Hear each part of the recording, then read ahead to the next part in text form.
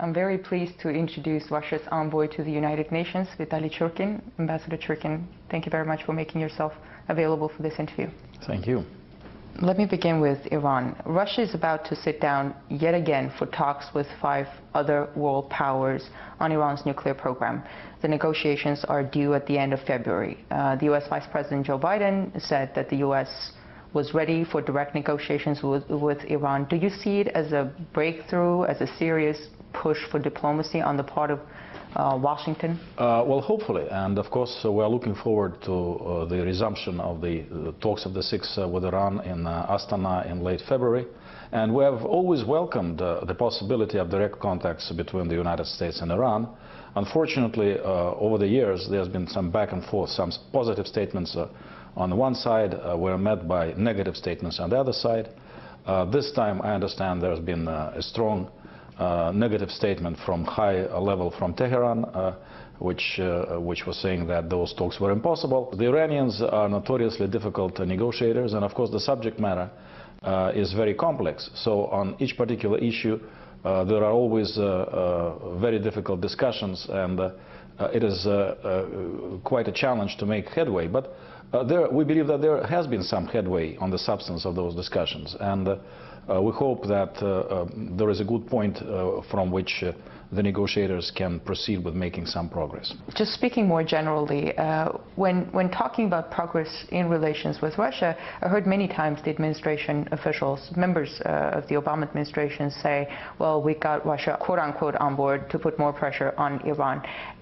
In what context, in what ways do you see Russia on board with the United States on Iran? Our American colleagues have an interesting way of describing the situation. They very often tend to talk, as you try to quote them, in terms of the American positions and others coming over to those positions. This is not the case at all. This is not the way we see it. When we enter into some discussions with the United States and other partners in various situations, we try to find a common position. So sometimes they move towards us, sometimes it's a compromise where we have to come together midway. This is the way we sort of find a compromise.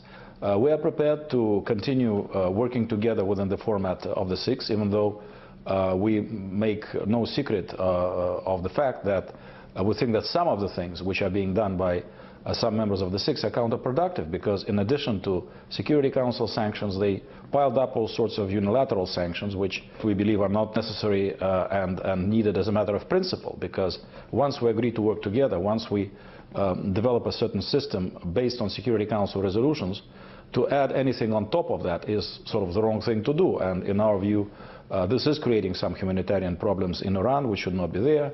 And it's creating some bad blood in the talks with Iran, which is not really necessary. If they, and I mean the U.S. and Israel, together or separately, were about to make the decision to strike Iran, is there anything that could stop them? You know, I hope common sense and good reason will stop them, because this would be the worst thing to do. Well, first of all, the opportunities for dialogue are there. Nobody, no member of the 6, including the United States, maintains that the Iranians have already made the political decision to develop a nuclear weapon. They accept, they say that as far as they know, the Iranians have not yet made that decision. Since this decision has not yet been made, even according to them, then certainly there is room for diplomatic discussions, for diplomacy, etc., etc. A military strike would certainly make no further talks with Iran possible, so every opportunity for political discussions would be lost. I agree with those who believe that, in fact, that would give a great push to those in Iran, if that strike were to happen, who might be advocating building a nuclear bomb. So that would be an irrational, dangerous step, to say nothing of the regional repercussions of a conflict with Iran, because now we are facing instability in the region, spreading from Mali and Libya in northwest Africa and all the way to Iran. Speaking of Mali, how do you assess France's military operation there? I believe that the extremists in the north made a pretty bad miscalculation. They got carried away, and they decided to make a military move to the south, heading towards the capital, Bamako. Then the government of Mali requested the French to send in the troops, and they did. And we understood, we had no objections, because in terms of international law, it was completely clear request of the government because of a clear threat to its security and the integrity of the country. So we supported that in our discussions in the Security Council, and basically everything which is happening, and now the African troops have moved in too in support of the French, is within the context of the resolution of the Security Council. I should say that we do have, let us face it, sometimes quite acrimonious discussions in the Security Council. This is not one of those situations. This is a situation where people understand the dangers and also have a very frank exchange of views about what needs to be done in order to avoid putting the United Nations into an overly precarious or dangerous situation. What effects did the Arab Spring have on the situation that's unfolding in Mali right now? One repercussion of the Arab Spring was the dramatic events in Libya. Where in the course of that crisis, of course, lots of weapons were brought into Libya, and there were lots of weapons as it is, but still many more weapons were brought into Libya. During the recent hearings which then Secretary of State Clinton had in the House of Representatives, one of the congressmen said that they had information that Qatar, with a wink and nod, as he put it, from the United States, brought in 20,000 tons of weapons into Libya. And you know, 20,000 tons, you can arm a small terrorist army. And of course, this is exactly what has happened. And in Mali, definitely we see a spillover from the Libyan crisis to a neighboring country. And most likely the spillover has affected other places as well. For instance, it may well be, there are many indications to that effect, that the terrorist attack in Algeria had something to do, I mean, close to the Libyan border, also had some sort of Libyan connection in terms of people, maybe weapons, terrorists emanating from Libya participating in that attack. The U.S. now insists that their support for the Syrian opposition is non-lethal.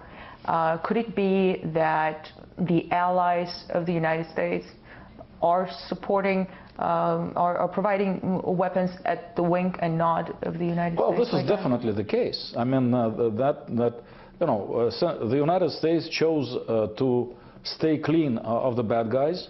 At some point in the crisis, they did realize, it seems, that things going very wrong.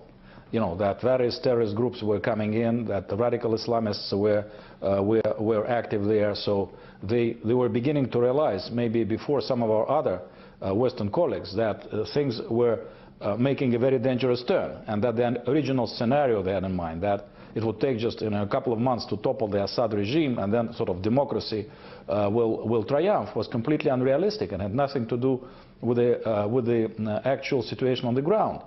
I mean, the United States is an extremely powerful country, definitely with a lot of influence on, for example, such a country as Qatar, which is reportedly the main source of weapons and support for armed opposition. So, I mean, if the United States were to want to be logical and really take a stand, they certainly could make it clear to those who supply weapons to Syrian armed opposition groups. So the fact that they simply say that they themselves are not doing that does not really absolve them completely from responsibility of what is happening there in terms of the activity of armed opposition groups. You said that at some point U.S. officials started to realize, and I think that is a sense that a lot of people are getting, because the administration, the Obama administration, seems to be a lot more cautious talking about Syria now as opposed to a year ago, for example. They talk about how complex the situation is on the ground. Have you noticed that change? Yes, yes, this is what I'm saying. This change is clear, and this change is clear here in our informal discussions in the Security Council. Clearly, one could feel that their understanding of the situation has become much closer to our understanding of the complexity of what is going on there. So this is what I think makes it important to continue dialogue in that format. But there is one disconcerting thing, among other things. there is a lot of talk about chemical weapons in Syria, which is a valid concern, and we have also talked very seriously with the Syrian government, and they have given us all sorts of assurances that, as they put it, if there are chemical weapons in Syria, they do not intend to use those weapons. But to our liking, there is too much talk about that in a threatening context. That should something happen, then all sorts of things will be done. So sometimes it does give us an impression that somebody is looking for a pretext for military intervention, to say nothing of the fact that this kind of narrative, we fear, might provide incentive for the opposition to do something extremely dangerous with chemical weapons. What kind of an interference, what kind of an international effort would Russia support? Well, now I think what Syria needs is more diplomatic support. We were the only ones who were trying to, working both with the government and the opposition, to bring them to the table, to try to form that transitional body, which is referred to in the Geneva document. Now, our partners keep saying that yes, the Geneva document, indeed, this is the only rational document, point of departure, which is there on the table in order to try to arrange political dialogue between the government and the opposition. Why were they reluctant then? Because there was this document. I suppose they still were clinging to their idea of toppling the government. And the opposition was not prepared to go into dialogue with the government. Our Western partners made a mistake and sent a very bad signal when they recognized this newly formed in Doha national coalition on the basis of a platform which rejected any dialogue with the government and which called for the destruction of government structures. But on the basis of that platform, they did recognize them. However, recently there has been a very interesting and important development, potentially very important development. And this is the statement by the leader of that coalition, about which initially we were very skeptical, and still it has many problems. This coalition, it does not have much of a unity within itself, it has some contradictions with other opposition groups, but still it's there, we have to take it as a fact. And the leader of that opposition, Mr. Khatib, recently made a statement which attracted a lot of attention, saying that he is prepared to enter into dialogue with the government. He gave some preconditions for that, but it was crucially important that for the first time, from an important member of the opposition, this statement was delivered. So we think that what the international community should do now is to encourage this kind of attitude. And of course, this statement came after a statement which was made by President Assad in early January, I think, which was criticized by many because it was not going far enough, because it was too tough, etc., etc. And maybe much of that criticism was accurate, but he did talk about dialogue with the opposition as well. So in our view, the need of the role of the international community, working from various directions, is to try to grab those threads from both sides and to see if they can meet, if those two threads can meet. Thank you.